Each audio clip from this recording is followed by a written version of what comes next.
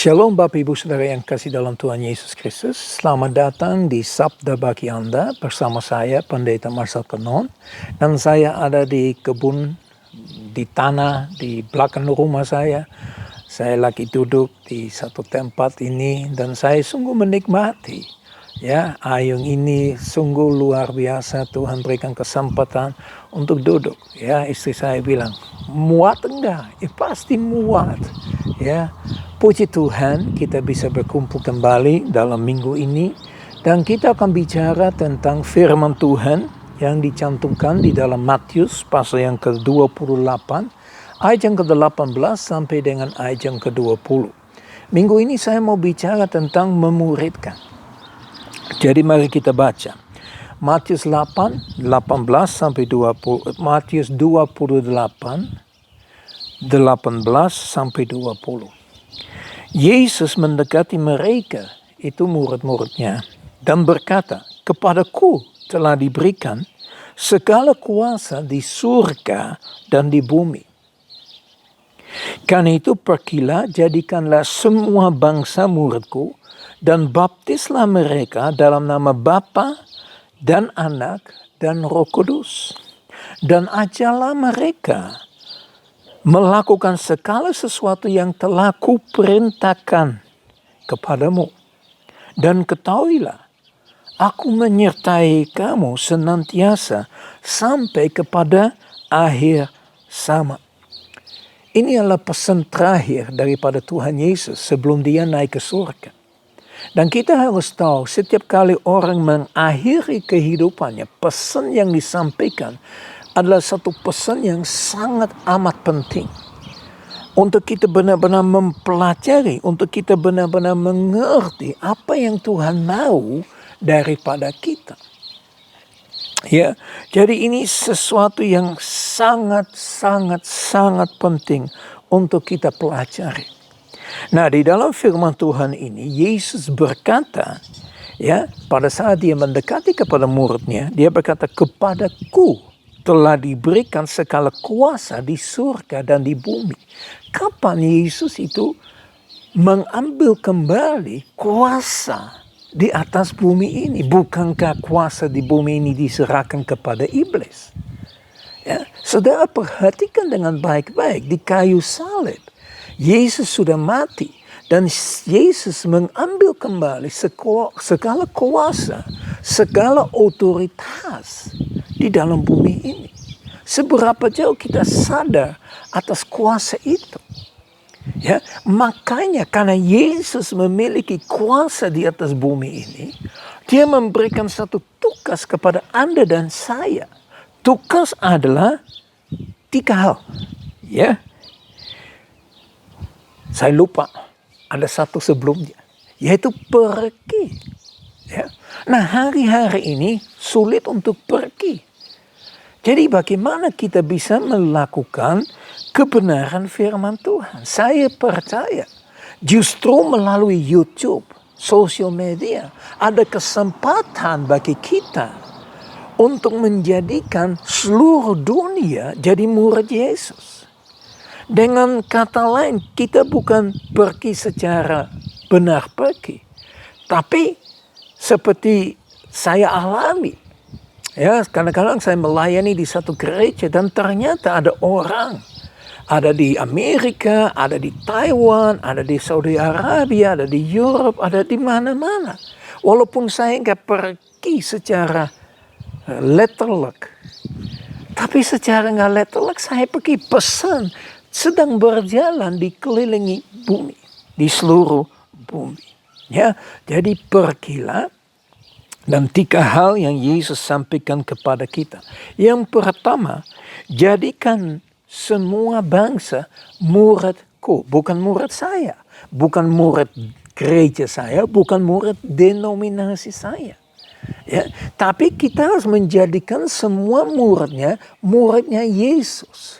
Seberapa jauh kita membawa orang kepada Yesus. Ya, banyak orang membawa orang kepada gerejanya, kepada denominasinya, kepada pendeta atau hamba Tuhan. Sedangkan firman Tuhan berkata, jadikanlah semua bangsa muridku. Ini perkataan daripada Yesus. Jadi ku itu berfokus kepada Yesus. Bapak Ibu Saudara yang kasih dalam Tuhan Yesus Kristus. Kalau satu orang diselamatkan, surga bersorak-sorai. Surga itu benar-benar luar biasa. Seberapa jauh kita percaya akan hal ini. Yang kedua, baptislah mereka. Ya, baptislah itu dari kata baptiso, menyeluruhi di bawah air, dan baptis mereka di dalam nama Bapa, Anak, dan Roh Kudus. Nggak ada dibaptis dalam nama denominasi. Nggak ada baptis di dalam pribadi orang kecuali di dalam Bapa, Anak, dan Roh Kudus. Yaitu di dalam nama Yesus Kristus. Ya, yang ketiga, ajarlah mereka melakukan segala sesuatu yang telah kuperintahkan. Jadi habis mereka jadi murid, kemudian dibaptis mereka, dan kemudian mereka diajarkan. Banyak orang menyalahkan urutannya itu. Ada yang bilang, harus diajar dulu. Ya, baru boleh dibaptis. Firman Tuhan bilang, muridkan mereka. Kalau mereka sudah jadi murid, mereka sudah belajar sebetulnya. Ya, kemudian mereka dibaptis, baru mereka diajar tentang semua perintah-perintah. Firman Tuhan bilang begini, lebih baik kita taat daripada korban. Seberapa jauh kita taat kepada perintah Tuhan. Setiap kali kita lihat di dalam firman Tuhan, ya, berkat, ya, kita lihat banyak hal yang dicantumkan terjadi kalau kita mentaati perintah daripada Tuhan. Ya, bila Anda taat kepada perintah Tuhan, Anda menjadi umat Tuhan. Seberapa jauh kita mentaati itu. Ya. Nah, ini cuma satu introduksi hari ini supaya firman kita yang kita akan renungkan dalam minggu, mungkin 2 minggu ini, berfokus kepada apa yang Yesus ajarkan sebagai ajaran terakhir. Ya. Jadi kita akan berfokus kepada perkataan memuridkan. Apa itu murid? Nah, kita harus tahu kalau dulu di zamannya Yesus, namanya murid itu mengikuti guru kemanapun gurunya pergi. Anda bisa mengandalkan ini? Anda bisa membayangkan ini. Anda ke Unik, kemana profesor pergi, Anda mengikuti. Ya, Anda ikutin, Anda belajar dari seluruh aspek kehidupan si profesor ini. Mimpi, bukan? Tapi itu yang dilakukan. Kita lihat bagaimana murid-muridnya Yesus selama 3,5 tahun bersama-sama dengan Yesus. Mereka meninggalkan semua, mereka mengikuti Tuhan Yesus karena Tuhan Yesus menjadi gurunya mereka, menjadi rabinya mereka, menjadi orang yang mengajar mereka. Dan kita dapat pelajari dari Matius, Markus, Lukas, Yohanes. Ya, bahwa selama 3,5 tahun mereka belajar lebih banyak daripada apa yang mereka pelajari selama mereka kuliah. Ya, pada waktu Petrus, Yohanes ditangkap di Kisah Para Rasul, orang-orang terheran kepada kehebatan daripada Petrus dan Yohanes, kepada kepintaran mereka. Dan mereka bilang, ini orang yang tidak pernah belajar. Tapi kenapa kok mereka punya hikmat yang begitu hebatnya? Karena mereka mengikuti Yesus. Nah, pertanyaan yang saya mau lemparkan kepada Anda, seberapa jauh Anda mengikuti Yesus hari-hari ini?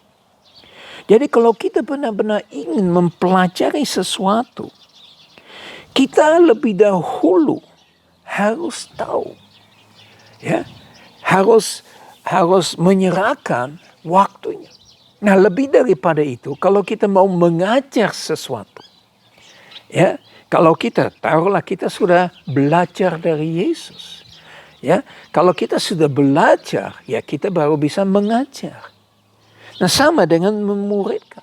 Sebelum kita bisa memuridkan orang lain, lebih dahulu kita harus tahu apa itu atau apa yang dimaksud dengan memuridkan. Coba Anda merenungkan ini. Ya, dalam hari ini Anda merenungkan benar-benar apa itu sih menjadi murid. Mari kita berdoa. Bapa kami yang di surga, kami bersyukur dan muliakan Engkau Tuhan. Kami berterima kasih atas segala sesuatu yang Engkau tunjukkan kepada kami. Dan pagi hari ini, siang, sore, malam, kapan saja kami mendengarkan firman-Mu ini Tuhan. Biar itu bicara di dalam hati kami masing-masing. Akan tertanam di dalam hati. Menjadi benih yang akan bertumbuh, berbuah untuk kemuliaan nama Tuhan. Biar Engkau dimuliakan, Engkau ditinggikan, dan Engkau diagungkan Tuhan. Kuatkan, teguhkan hati setiap penonton, ya, untuk benar-benar mengalami Engkau semakin besar di dalam hidupnya. Terima kasih Bapa. Dalam nama Yesus kami berdoa. Haleluya. Amin. Shalom Bapak Ibu Saudara yang kasih dalam Tuhan Yesus Kristus. Mari kita maju bersama-sama dalam 2 minggu depan. Bersama saya, Pendeta Marcel Kanon, kita akan belajar untuk benar-benar menjadi murid yang memuridkan. Ya, biar berkat dari Allah, kasih sempurna di dalam Yesus Kristus, persekutuan dengan manis, dengan Roh Kudus, menyertai kita semua dimanapun kita berada. Mulai saat ini sampai Maranatha, Tuhan Yesus akan kembali. Haleluya, amin, shalom, sampai ketemu besok. Tuhan Yesus memberkati.